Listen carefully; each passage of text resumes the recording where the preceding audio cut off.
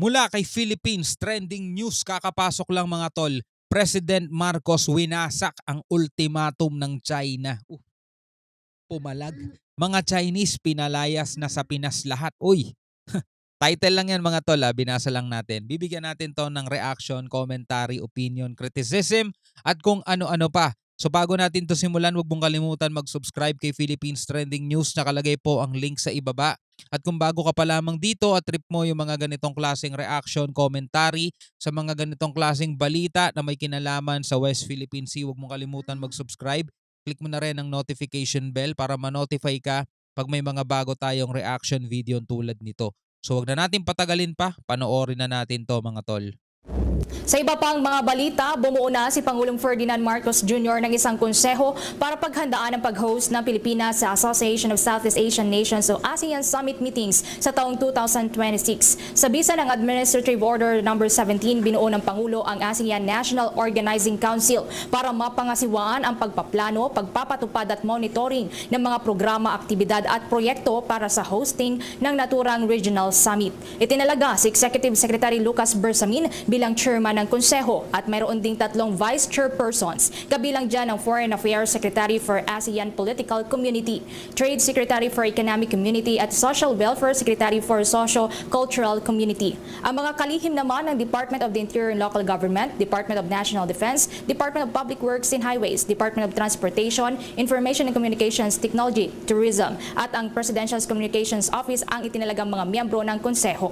Ang mga chief executives naman sa mga lokal na pamahalaan na mapipili ay iimbitahan bilang special members ng konseho. Nakatakda namang isumite ng National Organizing Council ang master plan para sa naturang hosting ng ASEAN 2026 para aprubahan niya ng Pangulo. Kabilang na dyan ang tinatayang magagamit na pondo at communication mechanisms. Hiniling ni dating Senator Antonio Trillanes IV kay Senator Amy Marcos na tumatayo bilang chairperson ng Senate Foreign Relations Committee dyan sa Senado na maglunsad ng investigasyon doon sa issue ng Gentleman's Agreement o kaya ay tinatawag niya na secret deal. Nako, Amy Marcos, no?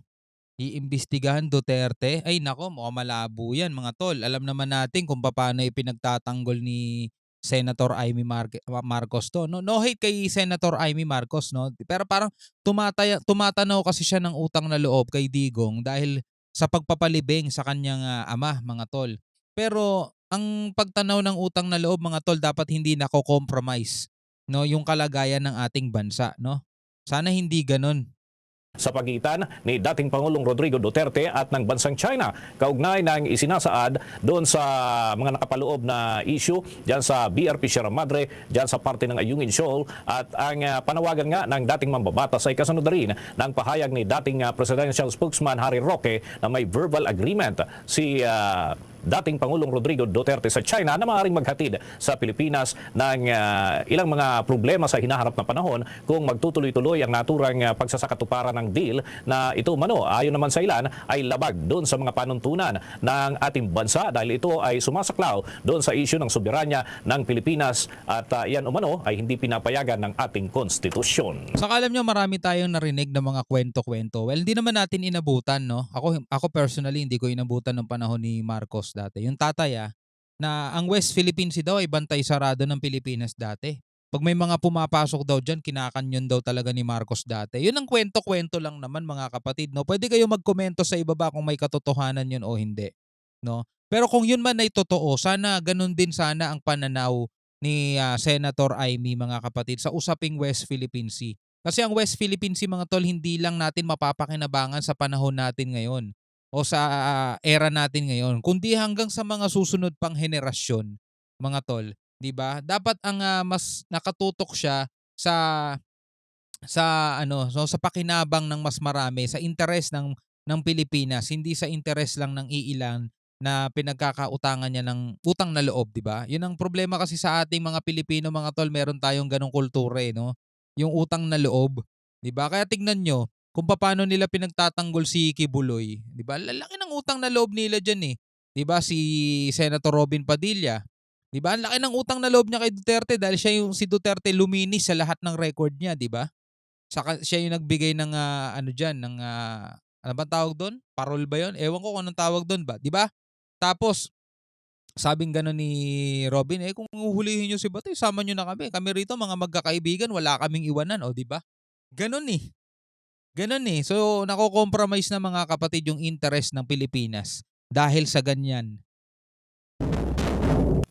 Tala, kumuha pa tayo ng mga karagdagang pag-uulat mula naman dyan sa may Senado. Dahil umano'y gentleman's agreement na isiniwalat ni Atty. Harry Roque, hindi daw kasorpresa ayon kay Senator Risa Ontiveros. Samantala si Senator De La Rosa naman inihayag na mas mainam na lamang daw na tanungin mismo si Atty. Roque o si dating Pangulong Rodrigo Duterte. Oh, yung dalawa, si Rodrigo Duterte at saka si Harry Roque, hindi na magkasundo ngayon. After sabihin ni Roque na may gentleman's agreement, aba, after a week ba o ilang weeks, 'di ba? Ay pinasisinungalingan na ngayon 'yan ni dating President Duterte. Hindi na nasorpresa sa Senadora Risa Ontiveros sa isiniwalat ni Atty. Harry Roque hinggil sa umano'y gentleman's agreement ng gobyerno ng China at ni dating Pangulong Rodrigo Duterte. Maring sinabi ni Ontiveros na noon pa man ay palagi nang pinapanigan ni Duterte ang China kung saan pinaprioridad nito ang relasyon sa bansa kumpara sa ating national interest. Malino naman anya itong pinakita ng nakatatandang Duterte sa 6 na taon niyang paninilbihan bilang punong ehekutibo sa Pilipinas. Iginit ng Senadora na hindi naman pinahalagahan ng dating Pangulo ang 2016 Arbitral Award kaya hindi katakatakang pumasok si Duterte sa kung ano-anong gentleman's agreement. Yun ngayon nakakasama ng loob mga tol eh. Kasi alam nyo tol, idol ko to eh. 'Di ba? Ang tagal na itong mga nakaraan kung babalikan ninyo yung mga lumang reaction video natin, 'di ba? Sinusuportahan natin 'yan mga tol, 'di ba? Si Tatay Diggs, 'di ba? Nagugustuhan ko si Digong eh. Gusto ko yung pamamalakad niya dati. Sa loob pero ngayon realize natin at nalaman natin yung mga ginawa niya. Puwede na sanang ibaon din sa limot eh at hayaan na lang natin yung bagong administrasyon ngayon ang luminis ng kalat niya eh. Ang problema pinapakialaman pa rin nila eh. Yun ang matindi do'n mga tol, nangingialam pa kasi sila. Ang mahalaga naman ayon kay Ontiveros ay binasura ng kasulukuyang administrasyon ng anumang kasunduan na ginawa sa China. Dapat anyang manatili sa ayungin show ng BRP Sierra Madre Yeah. at hindi dapat baliwalain ang hirap at sakripisyo ng tropa ng pamahalaan sa pagbabantay sa barko. Tama. Samantala, nang matanong naman si Senador Ronald Bato de la Rosa na dating hepe ng pambansang pulisya sa panahon ni dating Pangulong Duterte hinggil sa issue, ang lahat ng bagay ay pwedeng mangyari. Ngunit mas mainam anyang si Atty. Roque o si dating Pangulong Duterte na lamang ang tanungin hinggil dito. Anything can happen. Kung ikaw ay if you are on top at nakikita mo yung mga probabilities, yung mga push and pull, nakikita mo, ay pwedeng makagawa ka ng mga ganong klaseng agreement. Pwede. Pero as I have said, I'm not privy to that and I cannot comment kung tama ba yan o mali. Kasi hindi ko man talaga alam kung totoo yan. Play safe na rin si Senator Bato 'no, play safe na siya. Oo, kaysa pumanig ka agad na, "Hindi tama lang 'yun." Kaysa gumanong ka, tama na 'yung sinasabi mo. Hindi natin alam kung tama 'yan o mali. Basta mabuti sila na lang ang tanungin mo. Kaya si Harry Roque na sinutanongin natin tungkol dyan. O kaya si President mismo kung totoong ginawa niya yan. So sa tumitinding sigalot ngayon ng Pilipinas laban po sa China na sinasabi nga po ng iba na pwedeng mangyari ang ikatlong digmaang pandaigdigan simula po dito mismo sa Pilipinas. Ang nagsasabi lang naman 'yun, mga pro-China lang naman eh, 'no? Wala naman na ibang nagsasabi nun kundi pro-China lang eh. Sila lang naman yung pilit takot ng takot sa mga Pinoy para kondenahin nila yung ginagawa ni Marcos eh. Yung parang yung ginagawa ng presidente ngayon mga tol, ang ginagawa ng mga pro-China ngayon, pinantatakot nila yung puwersa ng China. O, gagirahin tayo ng China kapag hindi tumigil si Marcos. Kapag hindi tumigil ang administrasyon ngayon na pagpoprovoke sa China, gagirahin tayo ng China, hindi tayo tutulungan ng Amerika. Lahat na lang ng paraan mga tol ginagawa nila. Para ang mga Pilipino, dahil sa takot ng mga Pilipino, mag-aaklas sila ngayon at pipigilin nila ang presidente na tantanan na ang China. Ganon mga tol. Kaya dapat malinaw sa inyong lahat mga kapatid. Marunong dapat kayo mag-analyze. Tama ba yung pinapakinggan ko? Tama ba yung sinasabi nitong mga to, di ba? Dapat marunong kayo mag-analyze ng ganun mga kapatid. Tignan nyo na lang kung paano kumilos ang China. Tignan nyo na lang mga tol, di ba? Bukod sa China, ang isang malaking claim din dito sa West Philippine Sea ang Vietnam. Hindi nga nila masyadong magalaw-galaw ang Vietnam eh. 'Di ba? Yung Taiwan, hindi nila magera-gera mga tol, napakatagal ng panahon nila binabantaan yan, hindi nila magawang-gawang atakihin yan. Yung Japan, may inaangkin din sila dyan. Hindi rin nila magawa mga tol. Kapag pumapasok sila ng karagatan ng Japan, talagang wina-water cannon sila dun. Pinagtatabo yan sila palabas. Nag-declare ba sila ng gera sa Japan? Hindi. No, tanging sa Pilipinas lang sila mga tol nagtaangas-angas kasi hindi tayo pumapalag. Tapos ginagamit ngayon yan ng mga pro-China, mga tol. Para ma-justify yung hindi pagpalag dati ni Duterte sa China. Alam nyo kung ba't hindi pumalag si Duterte dati sa China? Hindi dahil sa takot si Digong, mga tol. Matapang yun eh, di ba? Kaya hindi siya pumalag sa China kasi wala siyang kakampi. Kung lalabanan niya yung China, mga tol, wala siyang kakampi. Ano ba naman ang laban ng Pilipinas sa China, mga tol? 'Di ba? Anong laban ng Pilipinas sa China kung puwersa sa puwersa? Parang wala siyang kakampi. Minura niya yung mga ibang bansa. Minura niya US, minura niya United Nations. Ang dami niyang minura, sinong kakampi sa kanya? So anong ginawa niya? O kaibiganin ko na lang tong China. 'Di ba? O ngayon, eto ngayon tayo, mga tol.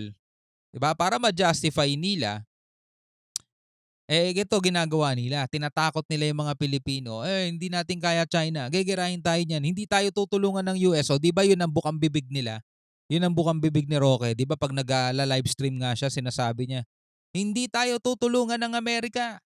O, may dalawang gera na sila. Ayaw na nila pangatlo. O, di ba? Akala mo talaga, spokesperson siya ng Amerika eh. Kaya mga tol, mag-ingat kayo sa mga pinapakinggan ninyo.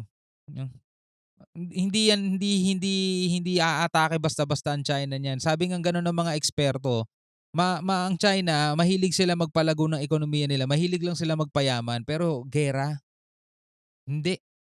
Laban po sa China. Ngayon, mga sangkay, sa kabila po ng mga matitinding aksyon ng China, si Bongbong Marcos, inangasan palalo itong China. Well, tingnan po natin ang balitang ito. Pagpapalakas ng maritime security, ipinag-utos na ni Pangulong Marcos, ayon po dito sa balitang ito. Tingnan po natin mga sangkay kasi alam nyo, maghanda lang po talaga tayo mga Pilipino. Hindi naman sa tinatakot ko kayo mga sangkay, pero ito po yung realidad. Actually, hindi lang naman po sa Pilipinas, kundi maging pa ang ibang mga bansa like sa Europe kasi maraming potensyal na makapaggawa ng isang hakbang na magpupush na mangyari itong ikatlong digmaang Pwede talaga mangyari, no? Pwede talaga mangyari yung WW3. No? Pwede mangyari yan mga tol kahit na umatras ang China o hindi. Mangyayari talaga yon. Pwede. Kasi hindi lang naman China ang problema ng mundo. Andiyan ang North Korea. Isa pang sa siraulo yun mga tol. Si Kim Jong-un. Isa pa rin sa mga siraulo yun mga tol. Kapag yun, nagpakawala ng talagang racket nila at may binagsak ang bansa mga tol, ano pang i-expect nyo? Magte-thank you yung babagsak ang bansa? Hindi na. Gulo na yan mga tol. 'Di ba? Gulo na yan. Kaya hindi lang basta-basta China mga tol ang pwede magsimula. Maraming mga abnoy na leader ang ewan ko, tinopak talaga. pandaigdigan na magiging isang nuclear war. Okay? Ngayon, ito ang balita mga sangkay. Kambyo tayo sa ibang balita, ipinag-utos ni Pangulong Bongbong Marcos na palakasin ang seguridad sa ating karagatan. Kasunod yan ang pinakahuling pagharang at pambobomba ng tubig ng China sa ating resupply vessel sa West Philippine Sea. Nasa frontline ng balitang yan, si Gio Robles. Asok. Dahil patuloy na humaharap ang bansa sa mga seryosong hamon sa ating mga teritoryo at banta sa kaligtasan ng mga mangingisda at bantay dagat, ipinag-utos ni Pangulong Bongbong Marcos ang pagpapalakas sa ating maritime security. Alam nyo mga sangkay kung noon pa yung ginawa? Mga naunang presidente pa. After Ferdinand Marcos, yung mga sumunod. Kasi nung panahon ni Marcos, ang buong area niyan, mga sangkay, bantay sarado. Yung sakop po ng tinatawag na exclusive economic zone, lalong-lalo na po sa Spratly Islands, Kalayaan, mga sangkay. Lahat ng yan, mga bantay sarado. So, wala po gaano nakakapasok. Wala po talaga, sarado. Pero mga sangkay, after kasi Marcos, nagkaroon po ng maraming kudita. Okay? So, ang nangyari, mga sangkay, ayun na. Sa napakaraming kudita, boom, ginamit po yung mga sundalo na nagbabantay dyan, mga sangkay, sa mga kung ano-anong kalokohan ng mga politiko. So, naging busy po sila. So, pagdating ng 1995, nagulat na lamang po yung mga kasundaluhan at maging gobyerno natin. Panahon na po ata ito ni Ramos. Nagulat na lamang po ang lahat dahil nga po may Vietnam nang napakaraming nakuha ng mga isla. May China mga sangkay. So dumami ng dumami. Actually, mas malawak pa po yung sa atin dyan before eh. So ngayon mga sangkay, ito na lang ang natitira sa atin, itong tinatawag na exclusive economic zone ng ating bansa. Well, yun naman ang defined by UNCLOS 1982. Yung sinusundan natin kasi ngayon 1982 yun eh, 200 nautical miles. Defined by UNCLOS yun. Yung 9 dash line ng China mga tol, kiniklaim nila yan 1948 pa. So ganun nakatagal no, 1948. So gusto nilang sakupin yung kabuuan ng South China Sea. Tapos nung nagkaroon ng UNCLOS, yan ang kinikilala ng lahat. No, yung exclusive economic zone ng Vietnam na nag-overlap sa 200 nautical miles natin, exclusive economic zone ng Pilipinas. Parehong defined by UNCLOS 'yon. So nagkakaroon tayo ng pag-uusap para diyan at wala tayong angasan, 'di ba, sa Vietnam. Do ang Vietnam marami nga nakukuha diyan. Etong China lang talaga ang bukod tanging hindi nagko-comply doon sa 1982 UNCLOS. At sila lang yung bukod tanging nakapirma doon pero hindi sumusunod sa napag-usapan. At ngayon nga mga tol, no, nag-aangas-angas sila dyan. Sabi nga gano'n ni Sangkay Janjan, kung noon pa sana na ipagpatuloy yung pagbabantay sana natin dyan, edi sana walang nakakapasok na mga Chinese dyan. So ibig sabihin mga tol, kahit noon pa talaga, hindi talaga manggegera ang Chinese. Nakasanayan na lang talaga nila yan mga tol na hindi pumapalag ang Pilipinas. Ang Pilipinas hindi na nag-upgrade ng ating mga kagamitan. Ngayon lang tayo nagkakaroon ng modernization. Biruin mo yun sa after ilang taon mula nung mawala si Marcos Sr. Bilangin nyo, ilang taon na mula nung nawala si Marcos Sr. Ngayon lang tayo nag-a-update, nag-a-upgrade ng ating mga ano. 'Di ba? O anong laban talaga natin diyan? Alam ng China 'yon mga tol. Bantay sarado rin nila tayo. 'Di ba? Wala eh. Napabayaan ng mga naunang presidente. Kaya nga lang, dahil hindi po tayo ready, mas madali pong napasok nitong China. 'Di ba? Ngayon, 1999 pumalag si ERAP mga tol. O pinasadsad niyo yung BRP Sierra Madre. Oh, kasi tuloy sunod-sunod eh. Talaga sunod-sunod ng pag-okupa ng China mga tol. Pagtatayo nila ng mga isla o baka tayuan din ng isla tong itong Ayungin Shoal. Sadsad nyo na yan. Oh. 'Di ba? Tuloy-tuloy pa rin mga tol. At 2012 nga nung nagkaroon ng 2012 o 2012 nagkaroon ng standoff dito sa Scarborough mga tol. Dahil nga may nahuli diyang Chinese vessels na may dalang mga kontrabando, may live shark ba? Kung sa pagkakaalala ko, may live shark pa doon. So huhulihin sana ng Coast Guard. So nagpadala tayo doon ng Navy. Sumagot yung China, nagpadala din sila ng Navy kaya nga nagkaroon ng standoff. 2012 yun. O, para hindi matuloy yung gera mga tol, umatras yung ating bansa, matras yung Navy natin. Tas hindi na umalis ang China dun sa Scarborough. Nawala na sa control natin ang Scarborough. 2013, after 1 year lang, yung sumunod na taon, naghain tayo ng reklamo doon sa The Hague, sa Permanent Court of Arbitration. Diba? Maraming hearing yan mga tol at hindi umaten ng hearing mga tol. Hindi man lang nagpadala ng representative ang China. Hindi sila umaten mga tol. Kaya nanalo ang Pilipinas mga kapatid. Napawalang bisa yung claim ng China kasi on the first hand mga kapatid wala naman kasing basis yung nila claim nila eh. Historical claim, historical rights nila. Wala namang basis yun. At saka ayon nga sa UNCLOS mga tol which is nakapirma sila. Meron tayong mga 200 nautical miles at kung 200 nautical miles lang ang kanilang ang kanilang exclusive economic zone, hindi aabot 'yon sa Pilipinas. Kaya talagang labag sa batas, international law, UNCLOS, yung ginagawa nilang pagpasok dito sa exclusive economic zone ng Pilipinas. Kaya talo sila. Ngayon, 2016 yun mga tol. Presidente si Duterte. Hindi niya isinulong mga tol. Binaliwala niya. Yung 2016 arbitral award natin, binaliwala niya. Ano pa yung narinig natin kay Professor Renato? Ipinag-utos ni Duterte na wag na magpatrol ang Philippine Navy at ang Philippine Coast Guard sa West Philippine Sea. Piruin mo yun. Tama ba naman yun mga tol? Wag na magpatrol. O ano pa, lumutang yung kasunduang gentleman's agreement. O pinapasinungalingan na ni Digong yun. Pero ang sinasabi ni Roque, nagkaroon daw dati ng gentleman's agreement sa pagitan ni Duterte at saka ni Xi Jinping na hindi na magdadala ng repair materials doon sa BRP Sierra Madre. Isang barko lang ang papasok, walang medyang kasama, kaya pala payapa, mga tol. O ngayon, eto na, sa panibagong administrasyon mga tol, dito na ngayon lumalabas ang samot-saring problema na hinaharap ngayon ni BBM. Samot-saring problema mga tol. Problema sa West Philippine Sea, problema pa sa ekonomiya ng Pilipinas. Well, maganda naman ekonomiya natin ngayon. Problema sa pagtaas ng mga bilihin, lahat naman problema dyan eh.